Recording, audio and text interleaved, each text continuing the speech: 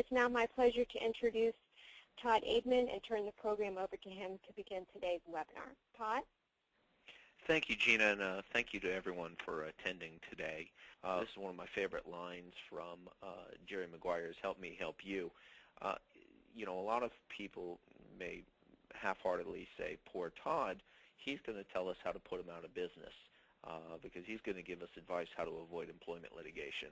Well, number one, I got to say, thankfully I have enough clients that don't listen to me, that they give me lots of work. The second issue is you can do all of the things right and still get sued. There's lots of frivolous cases out there. I will tell you that the lion's share of the cases that come across my desk, for every 10 cases I handle, I'd say 7 of them, there's absolutely, positively no discrimination. Either management just didn't handle things correctly, or the case is literally just blackmail. So, you know, using the proper ammunition and the things, the tools I'm going to give you as we go along will probably and most likely help you avoid litigation, which is the most important thing we want to do. I think it's very important, and this is a breakdown of EEOC charges. For those of you all who are not familiar with the EEOC or the Equal Employment Opportunity Commission, the reason I'm giving you these statistics and information is I think it's very important for you all to know what's the lay of the land right now. First, the EEOC is a federal agency whose job is to investigate allegations of discrimination. If somebody believes, let's say you have an employee who claims that he or she was sexually harassed and then ultimately terminated in retaliation for making that complaint of sexual harassment, he or she can't just go run down to the courthouse. He or she first has to go through the EEOC and file a charge of discrimination to have those allegations presented to the EEOC, and as I'll get into a little more detail as we go along, have those that issue investigated by the EEOC, and eventually they'll spit the case out, and that plaintiff or employee could pursue litigation, but it doesn't always happen. One of the reasons I think it's important to show this statistical breakdown is 2001, there were 80,000 charges filed. As you can see in 2008, that number was a huge increase.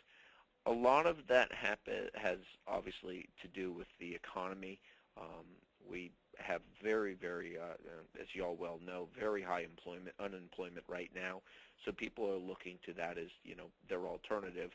They can't find a job. They're frustrated, so they're going to run down to the EEOC and file a charge of discrimination. One of the things that's extremely frustrating for employers is, you know, even if somebody lies, and while they do sign it under oath, the reality is even if they lie or don't tell the truth, there's absolutely no cost for the employee to do that or ex-employee to do that, and there's no punitive nature for not telling the truth. So it can be a very, very frustrating process for employers. I'm not just trying to drum up work. I've had a lot of clients who try to handle these matters themselves, and they don't always do it very successfully. Some of our larger clients actually have us handle them because it is really a springboard to litigation, and if you don't handle them properly, you can make some huge mistakes. You'll also notice in 2008 there were 95,000, a little over 95,000 charges filed. They just released, the EEOC just within the past week released their 2000 numbers. There were 93,277 charges filed in 2009. So as you can see, it's trending, you know, about the same as last year, very, very high over the historical data. We predict that 2010 may be every bit as bad unless there's some radical changes in the economy and employers start hiring a lot more people. Some of you all may notice that 2001 is when we really started looking at this. Prior to 2001, believe it or not, the number was significantly lower. The main law the EEOC looks at, which I'll talk about in a second, is called Title VII, and that's the law that deals with race and sex and religion and national origin. In 2001, they changed the law to include jury trials for these cases. From 1964, when the law was originally passed, to 2001, your only option if you had a trial was before a judge.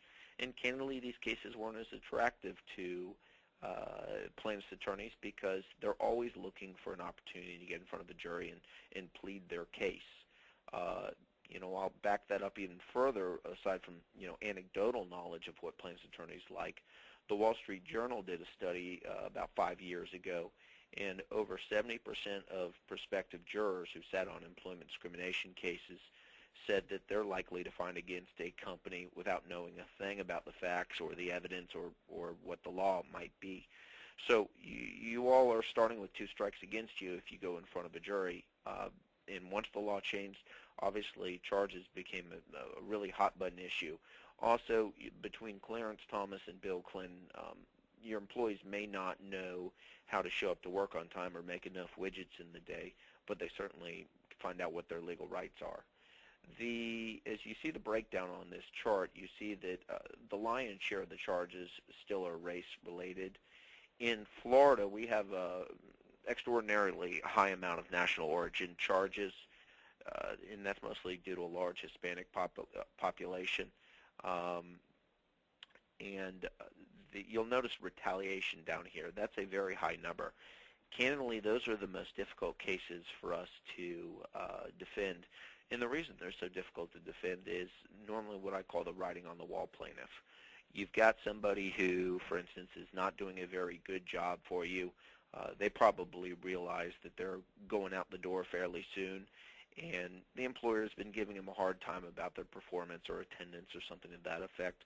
So what do? They go to HR and say, well, I don't think this has anything to do with my attendance or my performance. I think my supervisor has been giving me a hard time because I'm a female or I'm an African American or some other protected reason. At the end of the day, that then gives them protections, and it makes it all the more difficult for an employer to terminate someone. So be very, very cognizant of retaliation type cases.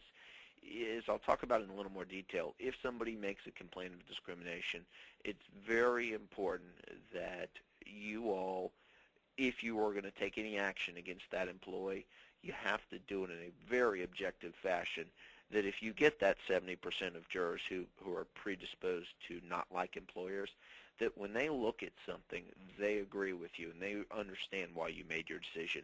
Even if they don't actually agree with you, you want to make sure that, and as I'll talk about documentation, that they can see why you terminated that employee and they thought you were fair. Not that you violated the law, but that you were fair. Most of these cases are candidly a morality play about whether or not the employer and the employee, not if they broke the law or followed the law, but really were they fair to each other. And that's what jurors look to, because they're not necessarily sophisticated in the employment laws, but they understand right and wrong.